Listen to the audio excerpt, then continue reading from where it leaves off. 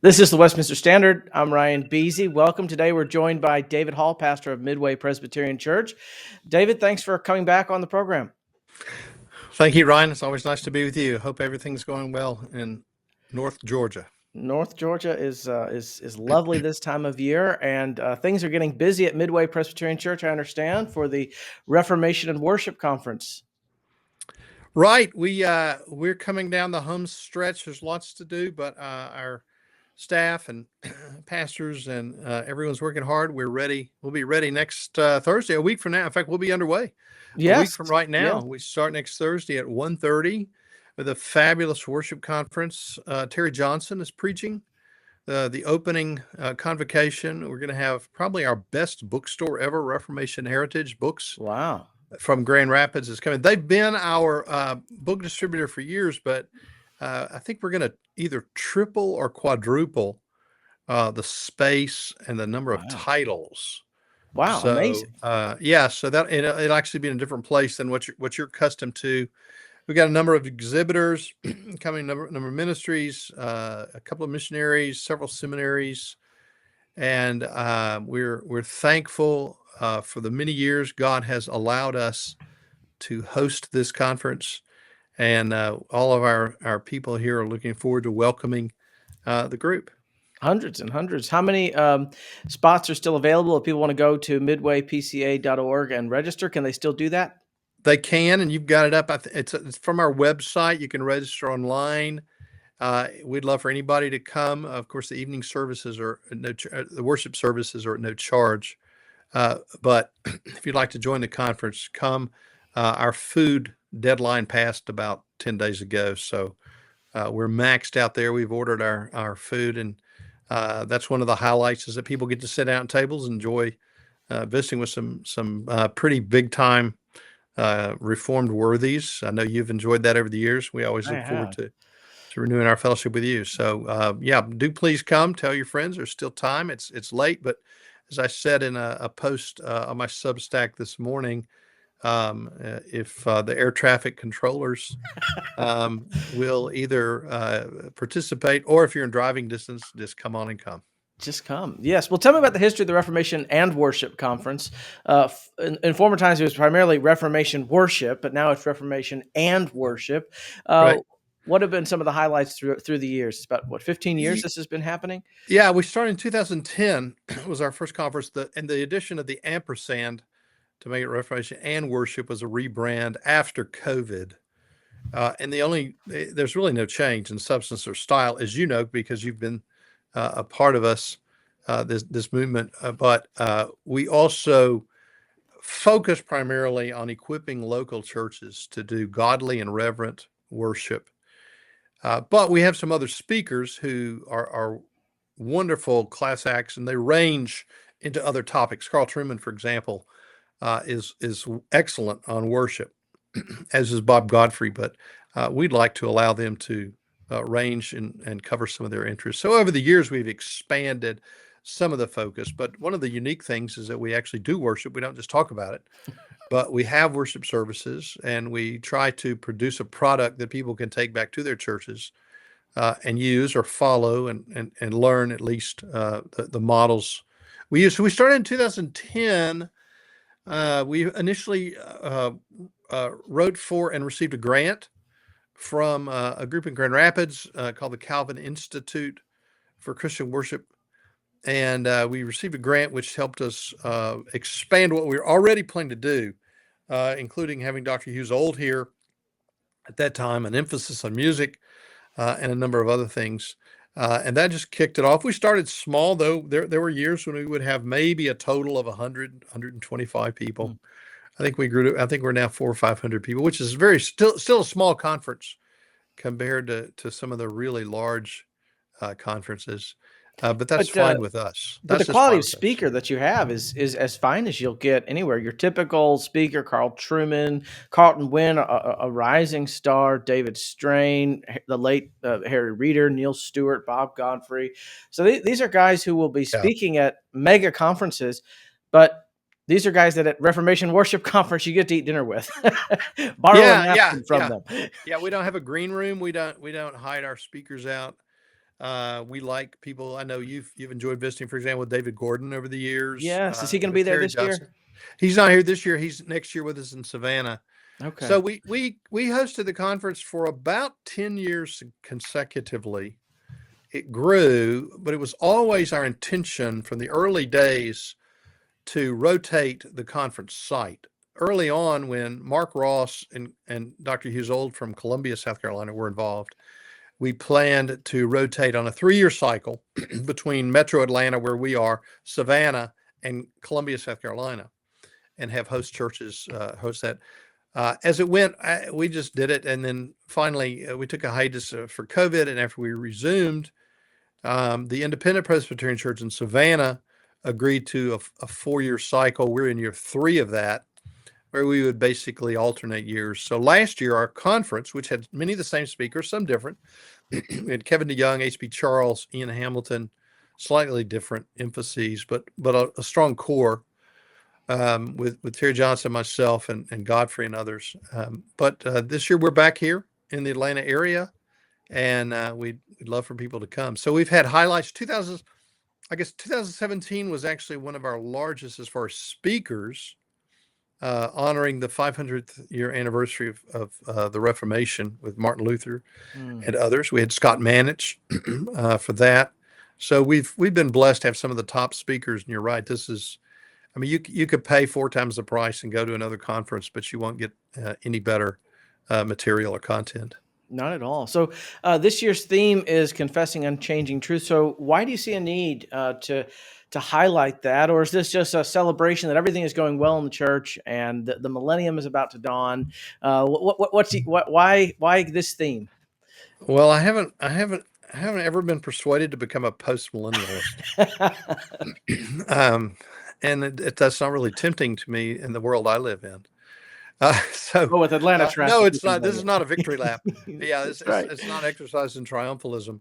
But we every year want to emphasize that certain things don't change. There's an immutability that we emphasize, and particularly in worship. So, as we began solely as a worship focused conference, and we had a subtract, for example, in the early days for musicians, because Christian musicians who do Reformed worship in the classical expression are pretty lonely and few and far between as well. It's not just pastors and churches, but we've actually seen growth. We found a lot of younger pastors, newer congregations latch onto these things, and I think maybe go, oh, this is a little sanity to a crazy world if we can have some deep anchors of Reformed theology expressed every Lord's Day in our worship, cumulatively, that grows and disciples the people in our flock.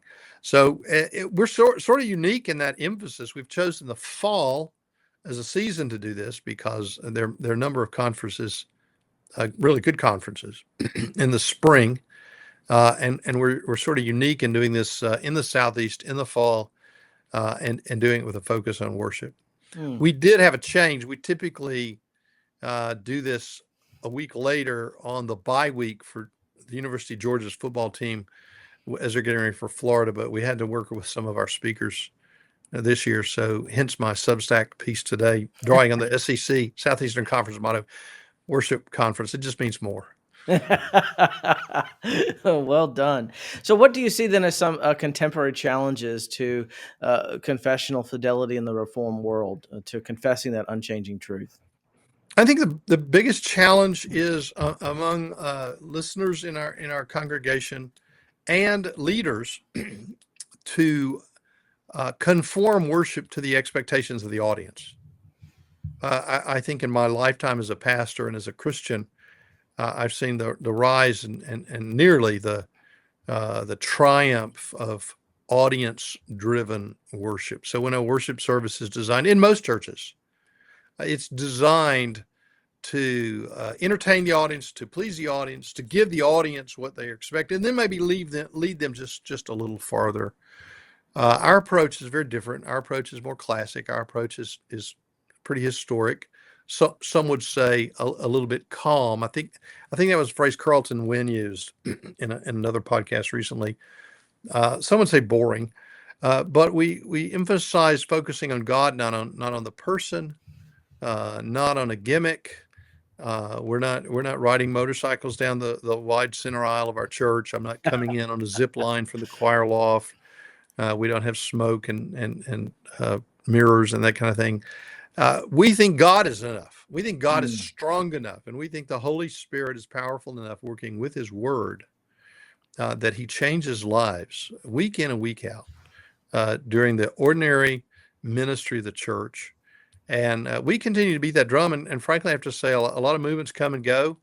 A lot of conferences rise and fall, and leaders wax and wane. But we're going to keep trying to do the best we can in traditional, God-honoring worship that seeks to instill what Hebrews 12 says, that we should worship Him acceptably, that is, with awe and reverence. And others may not choose to do that. We don't hold any condemnation of others who worship in a different way, but we seek to equip the church to worship in a way that honors God and that seeks His opinion about how worship should be structured.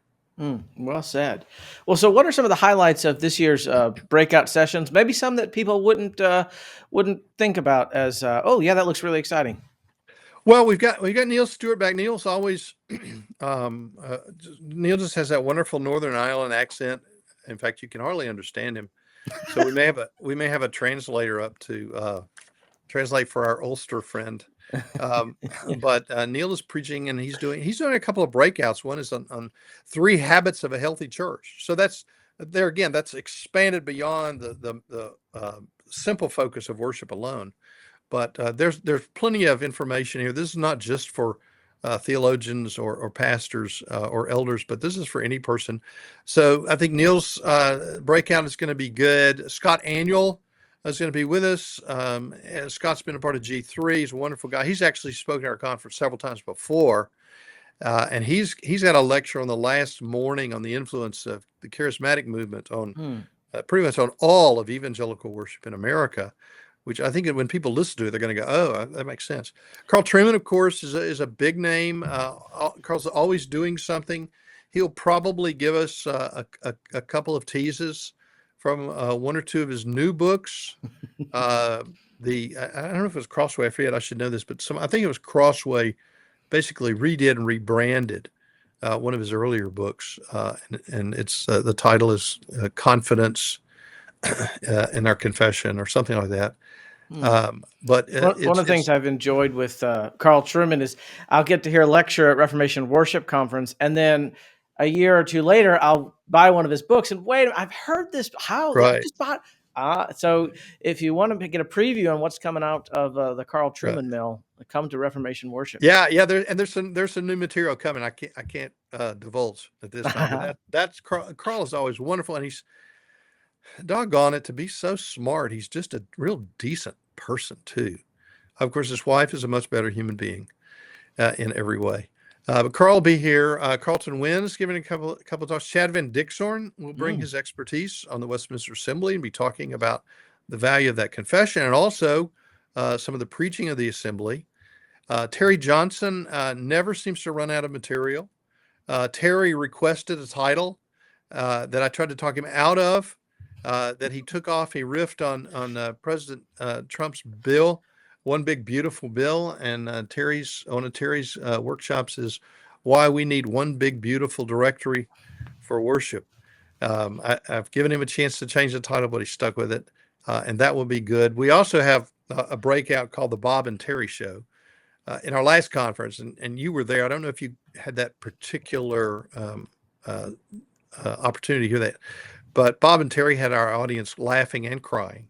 And it really was, there were some sincerely touching pastoral moments, and then also some good-natured ribald poking fun at each other, and that was scheduled for last year in Savannah, and Bob was sick and unable to make it, so I had to sub in. It wasn't near as good. The David and Terry show is nothing like the Bob and Terry show. You want to come to that. So we have plenary worships. We have worship services. We have preaching. John Masters with us from Greenville Seminary. I'm thrilled about that. John's done such a good job at Greenville. He'll be preaching our closing worship service Saturday morning, late morning Saturday, just before noon, and talking about how the church ought to instill the confession and the future preacher. So we've got a great list. Do consult the schedule. It's now up, and we would love to welcome you and your friends and any groups that can get here. Well, it's the highlight of my year. I was telling someone just today that this is such a great conference, so much packed into just really a day and a half, Thursday afternoon. Well, maybe 2 days, but I'm a long time attender. Was sad to miss it last year. Great Yeah, benefit to and if you me. get stick around Sunday for the Lord's Day, I know you've actually got a job, so you have to go home. I only work But 1 day a week, so I can't. but on that particular day, this conference, we have just a barn burner lineup. We have Carl Truman doing an adult Sunday school class, followed by Neil Stewart preaching the 11 o'clock service. And then the evening service will be Bob Godfrey, which is a joint presbytery service. So the people at Midway are excited about that. We know we're blessed to hear such great preachers. We enjoy our music, and there'll be some wonderful singing. We have an emphasis on learning to sing psalms that will be led by Scott Annual and Terry Johnson at different points in our worship. And I think that's something else that we've seen something of a renaissance of is psalm singing. It sort of fell out of fashion in the middle of the 20th century in so many churches. But I was reflecting. I'm preaching on Ephesians 5 and dealing with psalms, hymns, and spiritual songs that up until the 20th century, everybody was singing psalms.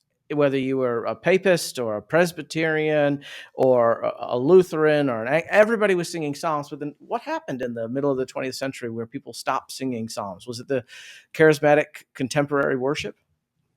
Yeah, I think that was part of it. Although it predates the charismatic movement just a little bit. There was the seeds, at least, of a contemporary movement that I think was more of a mimicking of pop and rock music of the late 50s and early 60s. The charismatic movement became sort of a funnel to keep that going, but there were changes in the church that the people bought the lie. Unfortunately, people bought the lie that we're losing all our young people, and no young people will come if we don't sing at the time in the beginning. If we don't sing some Peter, Paul, and Mary, if we don't sing a little Bob Dylan type song, and then it became, let's have a little Led Zeppelin, and sort of had the Stones and the Who, and we've gone from there to Hillsong and beyond. So that's been a sustained trajectory since about 1965, and I think people thought hymns were no good, psalms were no good. And we obviously are trying to bring back the greatest time-tested resources, whether it's a creed that we use, whether it's the language of our prayers, whether it's the hymns or the psalms that we use, or the style of preaching. We want to give our congregations the very best. And we find that the best diet that we can give is like the one we'll be promoting and modeling at our conference. Well said. So people can go to midwaypca.org to register. It's not too late. Still have a few days before the conference kicks off. And if you're in the Atlanta area and just want to come in the evening for one of the worship services, come on. Right. Thank you. Well, a number of months ago, your wife, you reminded me earlier today, your wife wrote this essay for Reformation 21 about alongside care. What were some of the chief concerns that she had as she wrote that? She said it resonated with your experiences in the old liberal PCUS. Yeah, Anne is a trained elementary education school teacher.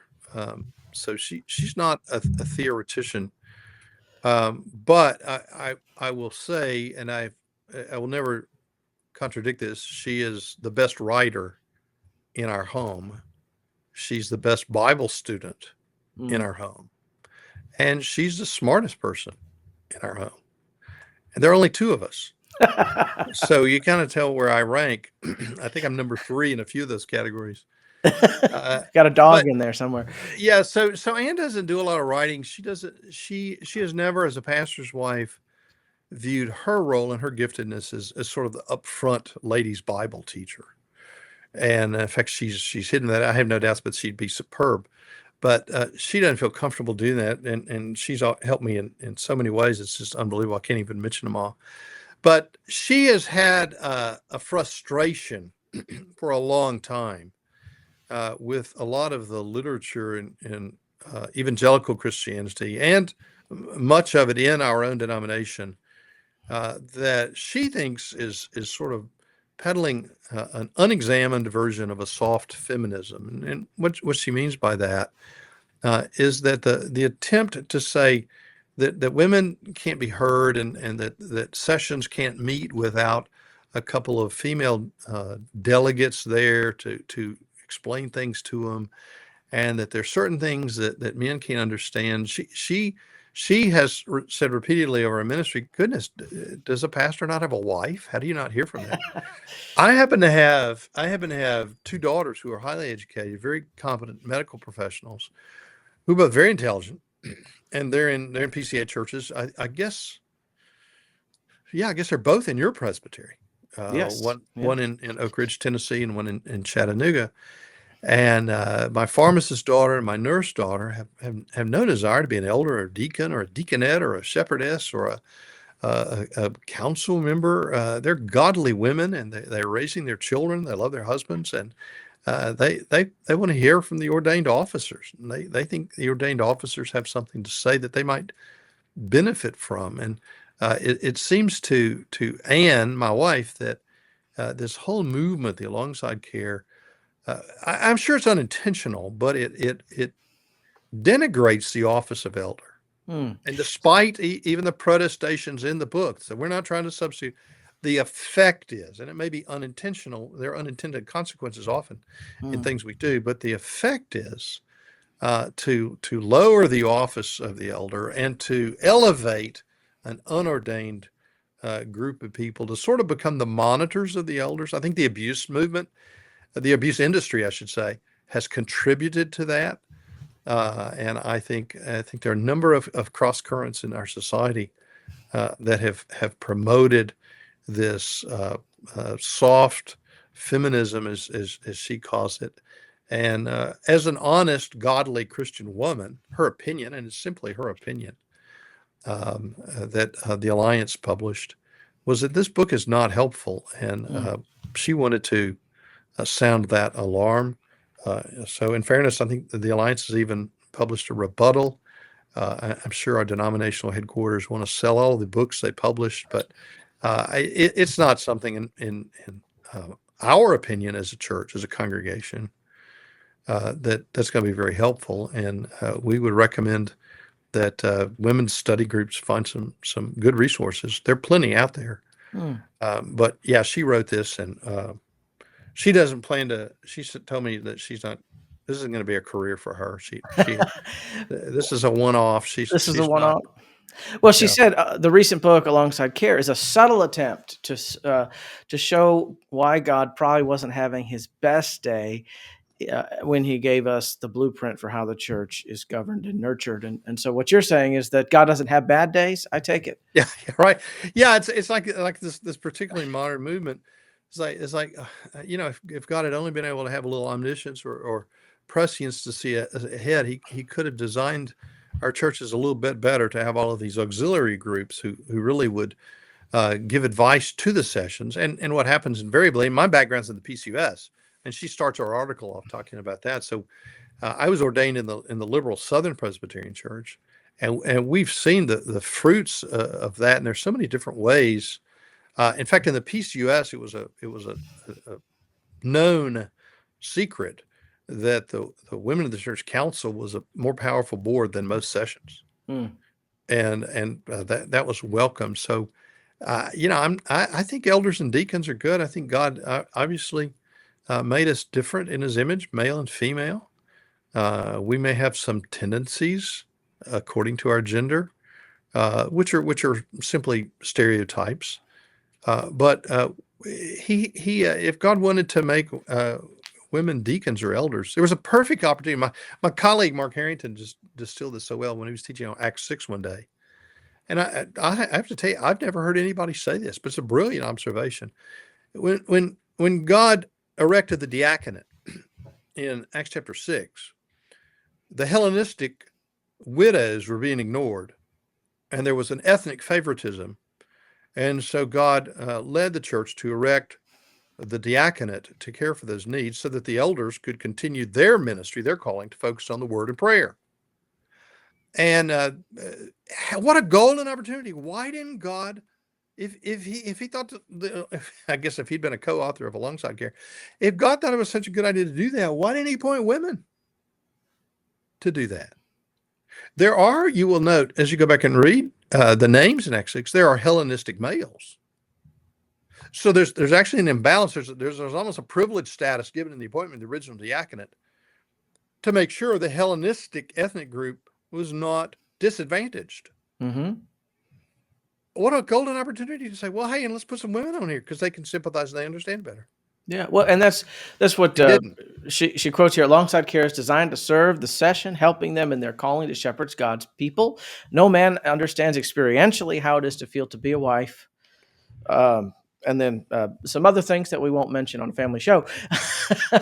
But she says, we didn't write the book. They wrote we didn't write the book. What a ridiculous sentence. Women actually discuss such things very little. Could anything else be less fascinating? She says. Right. Well, watching paint dry, maybe. I do love her humor. Now, the hidden feminism of these ideas is showing itself, since no man knows experientially about women's bodily unique things. Clearly, we incredible ladies probably cannot even be shepherded by men. Well, I will let people read on for themselves, but let me ask you this. So, how does Midway handle things like that? How practically, what's the alternative? What has, as your wife reacts so strongly to this model of shepherding and shepherdessing, how does Midway handle care for women? Simple. Try this. Be normal. Try this. Be a normal man and a normal woman. You don't need an organization. We have college students. When we have a crisis, we've been so encouraged by watching 18, 19, 20-year-old girls rise to the occasion when one of their peers would struggle with a mortal illness. You don't have to have a class on this, and be decent. You reach out to people, you deal with people, you treat people like they are. The whole thing creates a superstructure that's not necessary, and that's what takes over churches. When we create those additional orders, I mean, I still love part of Calvin's critique of the Roman Catholic orders when he enumerates all of the classes and subclasses of deacons and archdeacons and all of these. When we create those instead of simply follow God's plan, we can actually do great danger to the church. My wife meets with women regularly, and she has no authority. She needs no authority. And if there's something she can't handle, she would probably recommend that to one of our elders or pastors and his wife. It's assumed in most churches that elders have wives and that they're godly women. The argument has long been that that's actually a requirement for the office of deacon. And the argument is, if that's true for the office of deacon, although it's not explicit in 1 Timothy 3 and Titus 1, it is by good and necessary consequences true that elders' wives, the other office, should be godly women who can give advice. They don't have to be spellbinding orators and teach classes and write books, but they can meet with people. So, young women, old women, young men, old men, we all do our job. And you treat the church like a family instead of creating all of these boards and councils and have training, because they invariably take over.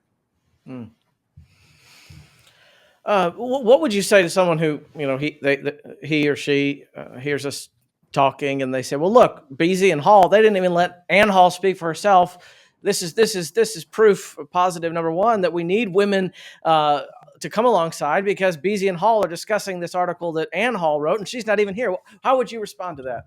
I'd say read the article. It's better than anything you or I either one have said.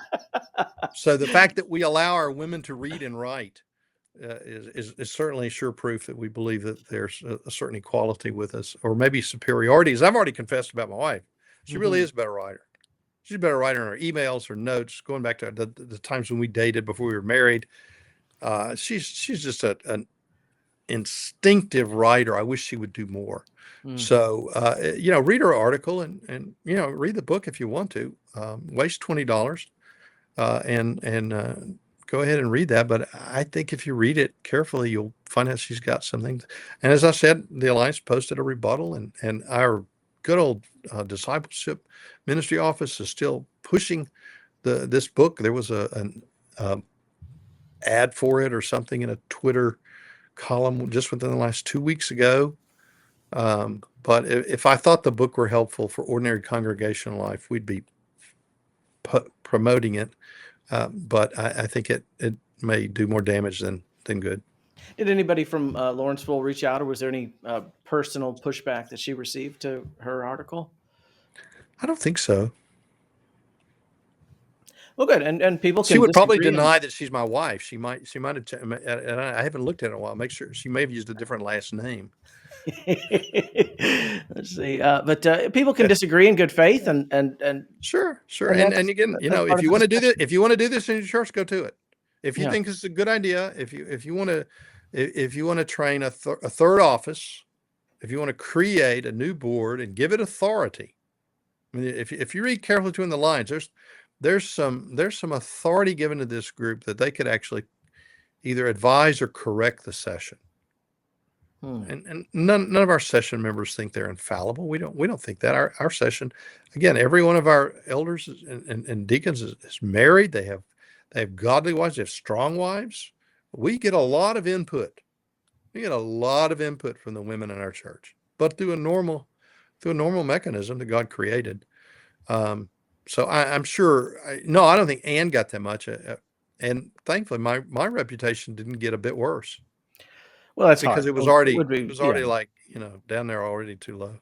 when you and the creature from the Black Lagoon are kind of having the same level of reputational cachet, it's hard to get lower. It's sort of liberating. Actually, it's kind of liberating.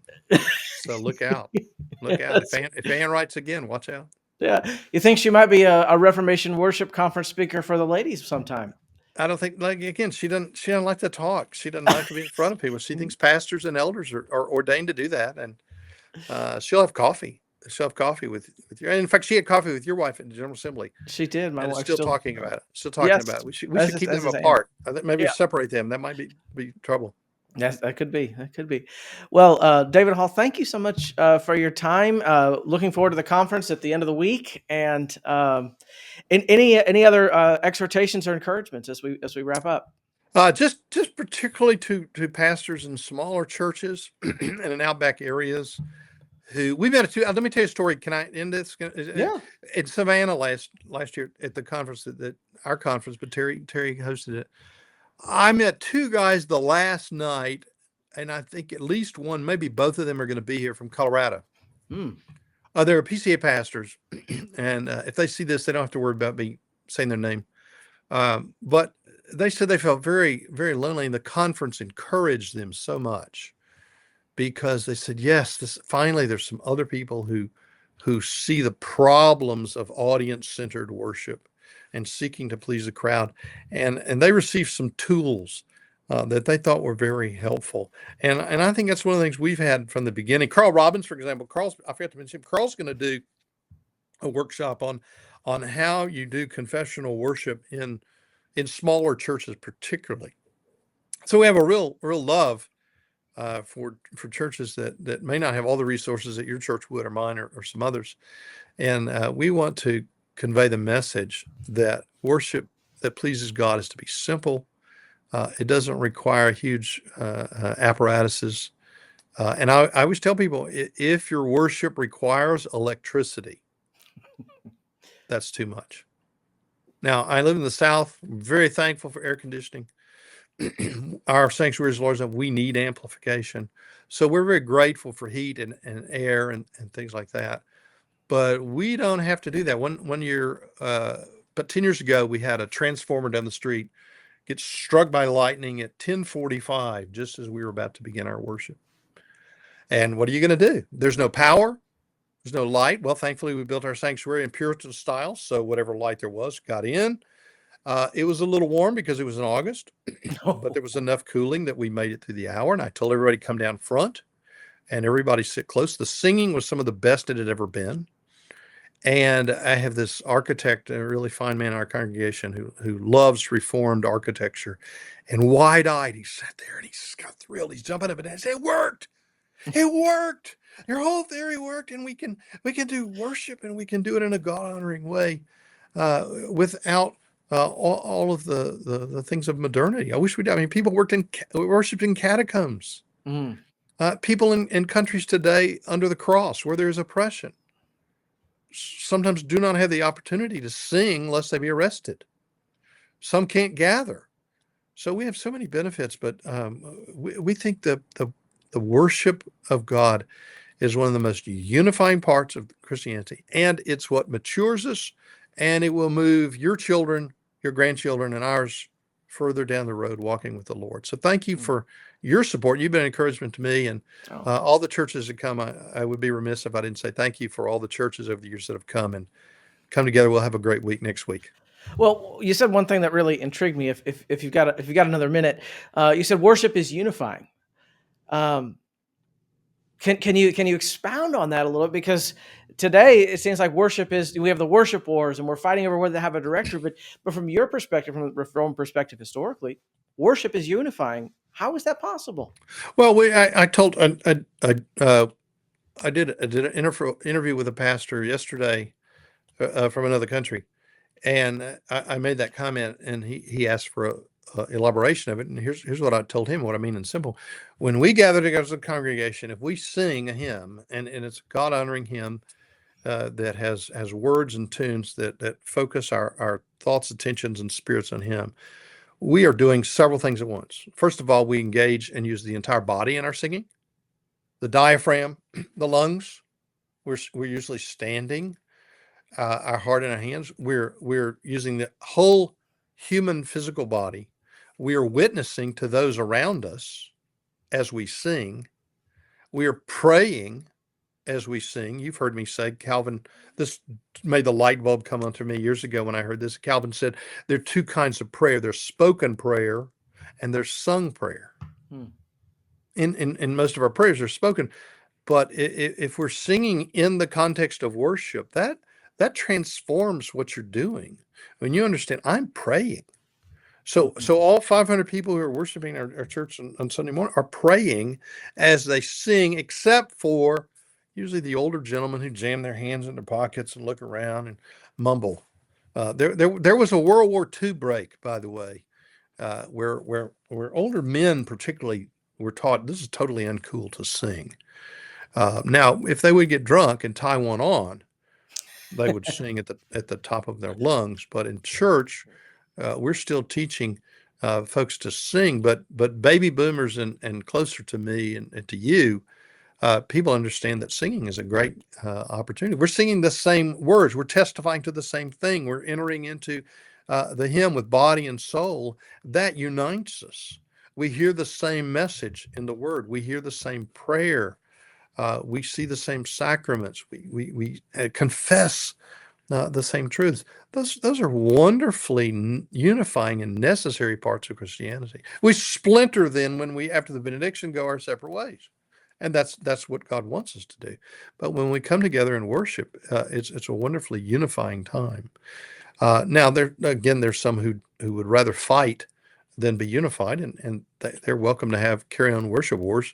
We're just going to try to worship as we think God told us to do, and that brings great unity to our people. Amen. Well, David Hall, thank you so much for your time and your constant encouragement of personally and across the denomination and Reform world. Thank you. Good to see you, and I look forward to seeing you next week. Likewise.